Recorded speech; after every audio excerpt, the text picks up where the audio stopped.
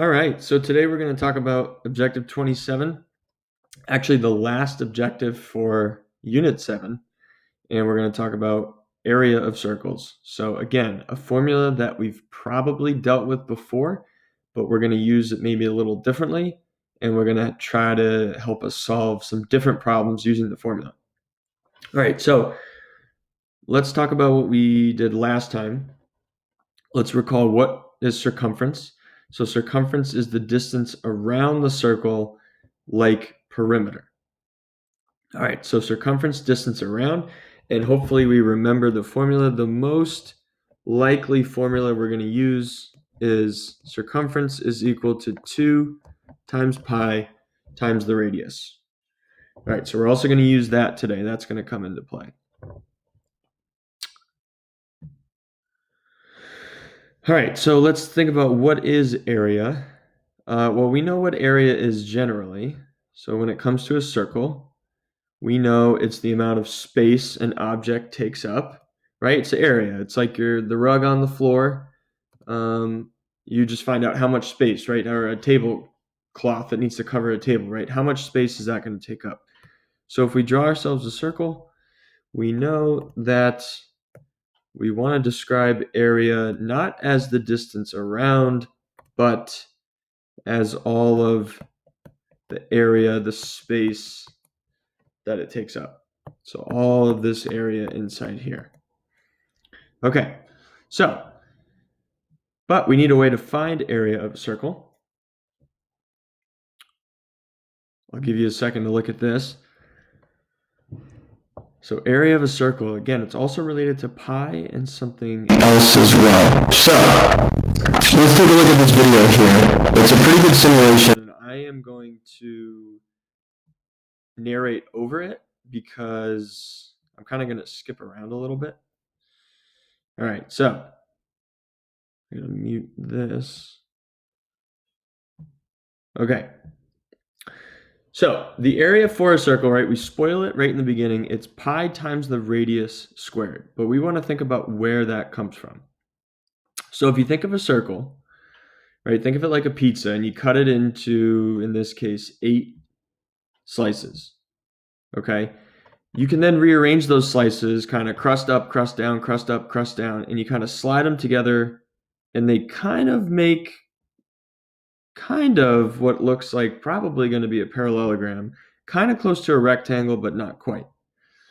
So then let's say, okay, well, what if we slice this pizza into even smaller parts and we break it apart? And as you can see, we're kind of fitting them together so it looks like teeth of a comb. And we're kind of get a little bit closer, right? You cut up a lot of little mini slices like they kind of give you for a sample. We put those together, crust up, crust down, crust up, crust down. They kind of slide into each other, getting closer to a rectangle. So the point is that if we were to do this super, super tiny, look at these pieces, right? Super tiny, really fine, really thin pieces. It almost becomes really, really close to a rectangle, right? And it gets a little weird. And here I'm going to go through this. But the point is that ultimately, if you were to slice the pizza into tiny little floss-sized little slivers of pizza, and then you were to rearrange those like teeth of a comb, you'd get a rectangle. So we know that the area of a circle can then be kind of represented as a rectangle. And we know the area of a rectangle is base times height. Well, think about every slice of your pizza, right? Every time you slice your pizza, that's just going to be you cut from the middle out, and that's a slice. So the height of this rectangle is really just the radius. Now this part gets a little bit more confusing, but essentially what we're trying to say is that if you roll out the circumference of the circle, the base ends up being half of that circumference.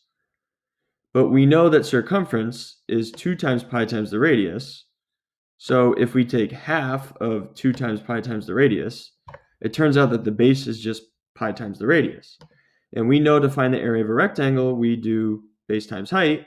So if the base is pi times r, and the height is r, then pi times r gives us 2 r's, and that's where we get the r squared. So If you follow that, that's great. Again, it kind of gives you the visualization. I'll go back and I'll kind of do that first initial pizza cut here, right? We can kind of see that what we're trying to do is cut the pizza into parts to get a rectangle. Remember, we always talk about we're trying to relate things back to a rectangle as much as we can. All right, so we're going to use this formula. Area equals pi r squared.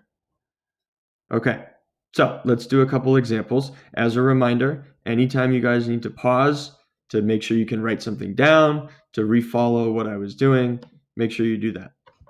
Okay, so let's start off pretty straightforward. Find the area of a circle with a diameter of 76 inches. So we know the diameter equals 76, but we know that area of a circle strictly uses radius. So we should be thinking, well, wait a minute, there's no diameter in the formula, so we need radius. So if your diameter is 76, then we know that every diameter, when you cut it in half, you get the radius. So we're going to take 76, cut it in half, so our radius is going to be 38. All right, now this looks like we have this ready to go.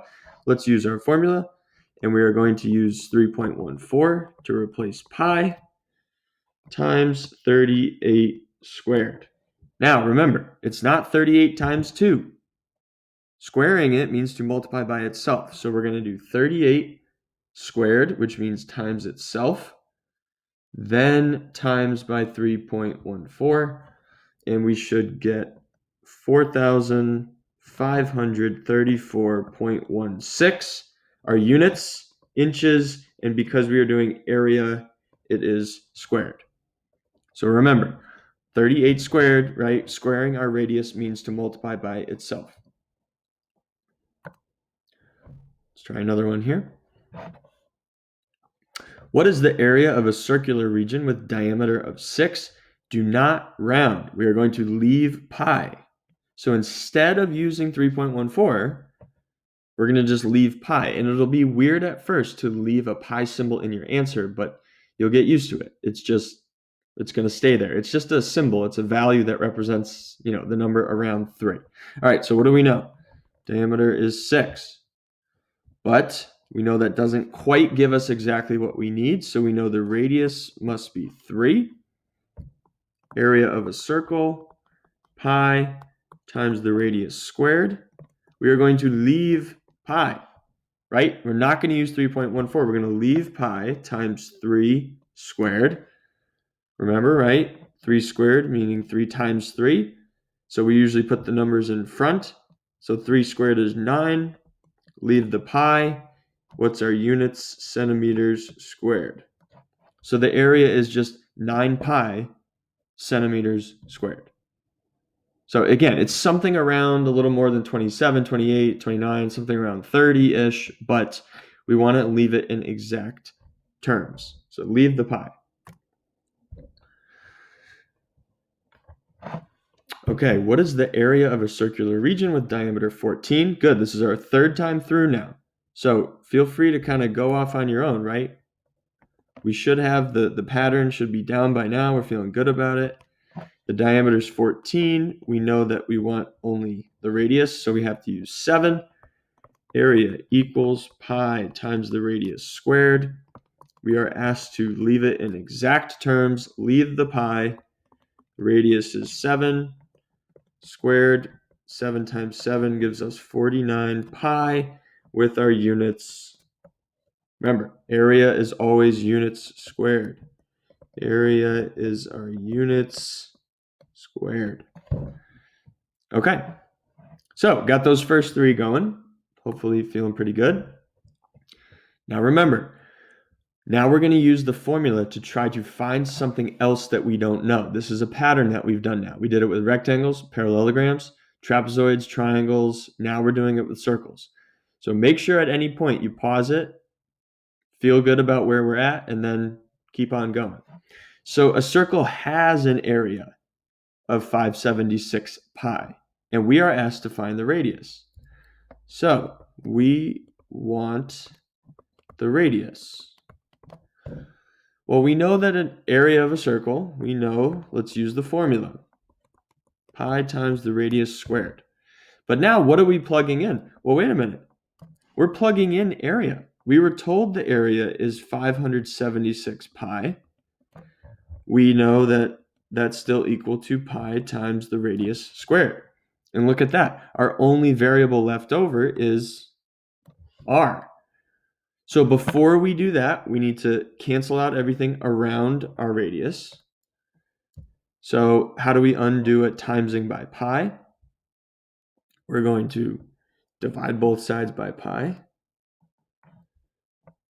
So let's divide both sides by pi. Remember, pi is just a number. It's just a number. It represents just 3 something. So just think of it as multiplying by 3 something. How do you undo multiplying by 3?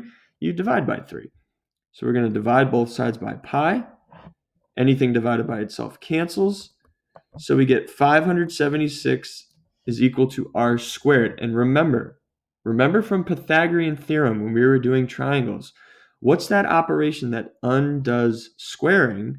Well, we know that it's our square root. It's like our check mark symbol, right? So it's going to be our square root. So the square root and the square cancel. So we're left with radius. And of course, we need to, if you need to if you don't have a calculator at home, that's fine. You can certainly search online for an online calculator and it will give you the square root function. So let's take the square root and it turns out to come out nicely to be 24.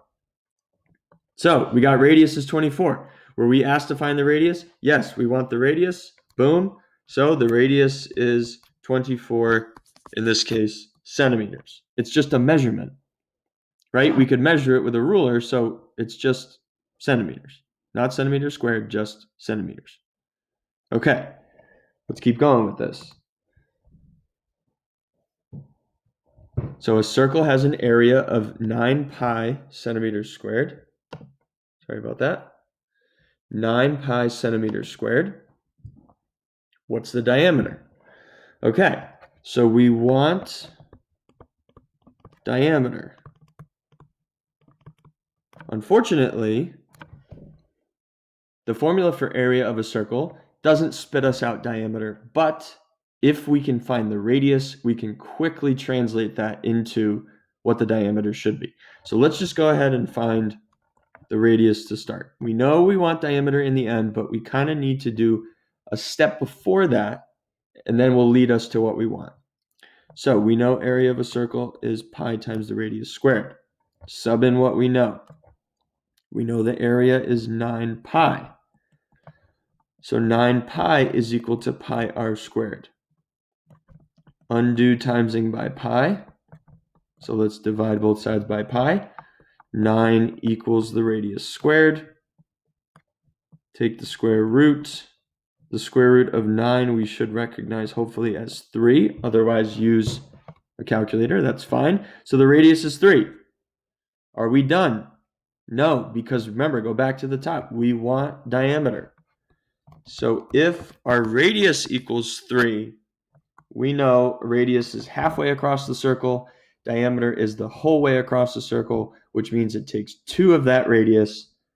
So we know the diameter should be 6 centimeters. Not bad. We're using our formula to try to find something else that's kind of hidden in there. Instead of always just finding the area, sometimes we know the area and we're trying to find that different dimension.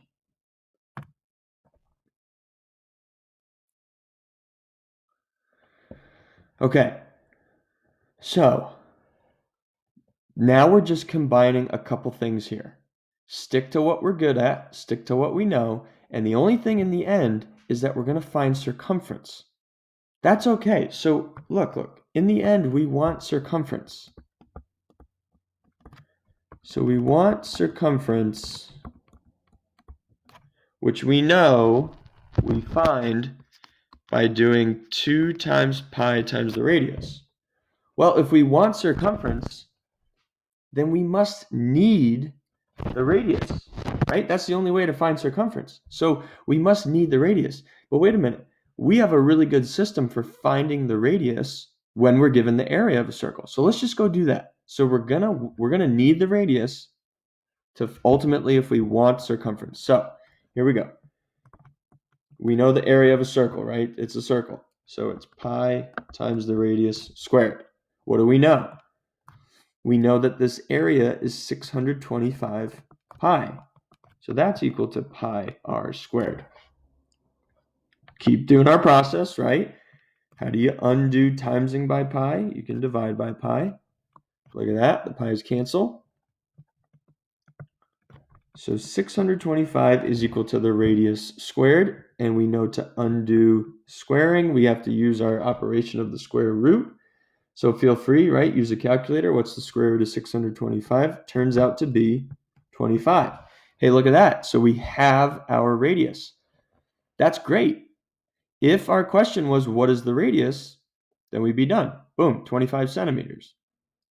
But the difference is that we're being asked to find circumference. And we know that if we wanted circumference, our formula tells us that circumference is equal to 2 times pi times the radius. We needed the radius, but we have it. So circumference is equal to 2 times pi times the radius of 25. And it says we want exact answers, which means we just leave pi, slap it on the end. So 2 times 25 gives us 50. Slap our pi on the end. 50 pi, and our unit is centimeters. So a circle that has an area of 625 pi means it has a radius of 25. So when we go to find circumference, 2 times pi times 25, 2 times 25 gives us 50. Slap the pi on the end. So the circumference is 50 pi. Okay. I'm going to do another one. You don't have to do it along with me. If you'd like to, that's fine. If you'd like to do the second example 7, right, it's a repeat. But if you feel good about 6, feel free to go on to Excel Math. Okay, once again, we want circumference, which means we will need, that's good enough, the radius. Okay, so this circle has an area. Every circle has an area of pi r squared. This circle has an area of 484 pi. Divide both sides by our pi, right? We want to clear out everything to try to get r by itself. Those pi's cancel. 484 is equal to the radius squared. I don't expect any of us to know that offhand, although some of us might. So we take the square root. Turns out square root of 484 is 22. Boom. We need the radius. So we want circumference. We know that circumference is another formula we have. You take 2 times pi times the radius. We now know the radius is 22. 2 times pi times the radius of 22. 2 times 22 gives us 44. Slap the pi on the end. Our units are centimeters. So it's kind of a two columned approach here, right? If I kind of cut it down the middle. If you know you want circumference, you're going to need the radius. The only thing that we can get from the area formula of a circle is radius. So we go and find it, we plug it in, we use it in our circumference formula. Turns out if a circle has an area of 484 pi centimeters squared, its circumference turns out to be 44 pi centimeters. That distance around the circle is 44 times pi centimeters long. Okay, so continue, fill out your Google form, right? That counts for your attendance for the day. Make sure you answer the questions, head to Excel Math, and I will certainly be on to assign you guys whatever you need. Okay.